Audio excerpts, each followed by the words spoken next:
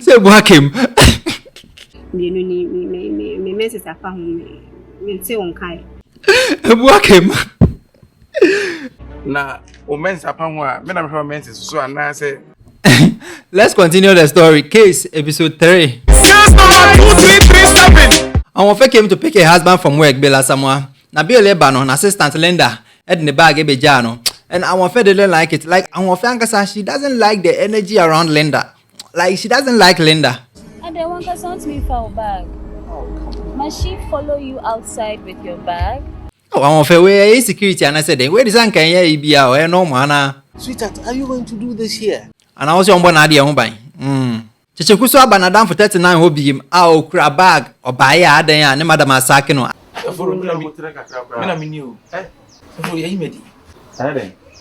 I didn't tell Madame Sakina or say Madame say or bow on our Roberts bow Tamuni on our Roberts and bow.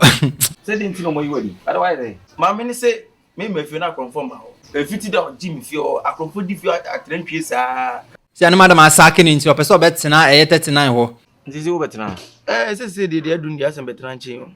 Oh, that's an idea. So I didn't saw any new auntie or baby down quadia, send ye, problem bien ho. Ah, they said down there, down one day, in your preoccupation, when I mean to make a semen Jew. After was a bag no grand or the bread tonight, I wire shopping a breno. On Taddy.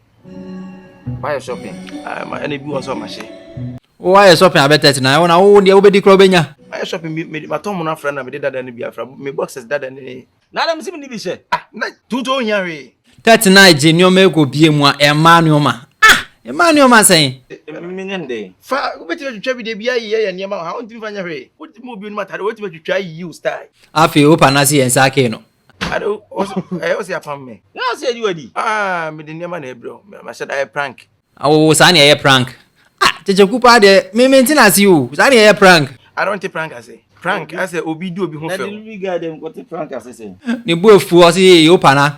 Get out of here. Oh, what you know, me, Buano. Oh, Buan said, and you want me a man tired bag rub you, bag rub you. I didn't know. What do you mean? I didn't know. It's a good say, we are met you too. She, who is security, my bet you too. And your money free for your jump. People, me security to boat to at Jimmy. Why would you know we are hoarding beer new moon, hoarding beer new Chituano, Unim, Obitu to our minimum, Mimitu to a minimum. Sana your man and Madame de Asman is on Fanco Laundry Momunco, no de beg a guy. Madame Montari, Dukusi, Mamma Sophie Musa. Charity, our back. Charity, Kyekyeku, girlfriend, our back. Kyekyeku so mo remu, ade omunje nu mu onkasa. Ah, en komo be na yintimi na bontia, wuram tede, obesa ko wiade. Na de me yehoho. Ah? Charity so hu ni mense so. Tiense hu ni bia Kyekyeku be ka kire no. Na o mense apan ho a, me na me mense so ana se. Charity so onyem. Me ka cho se me ma fa yefu. Ofa de. Ma fa yefu.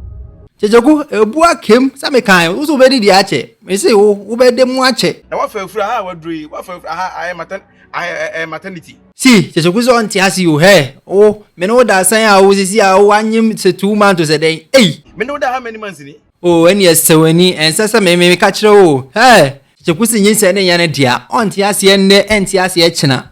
Charity mbacho, ene wa fa yefu di mbacho nyamia. Why? Wo butu so bu atopawi ene ebu kema, ebu akabusim, bra, wo na wanyeme sister no. And this baby can never be my baby, I'm telling you. Enti da wuye, be menye bibi adacho be nu. Charity so call report about madam wole Kyekyeku si ono ba ye no. Madam test no. And if mama no boss ko kasa na. Well, why? What ko chema chesa me manyem ho. Kwai. Onu aka sa me test. Security aduma wura fie bi ma ye test. E check ko spams. O check me spams o chirema me spams na enwo ba. Oh, what you want me ho. Hey, Charlie, me my bro. Kyekyeku my bre. Ah, Kyekyeku aya ma Charity soon. Ow. Are who said? Why you getting worried? Sure, who said yes?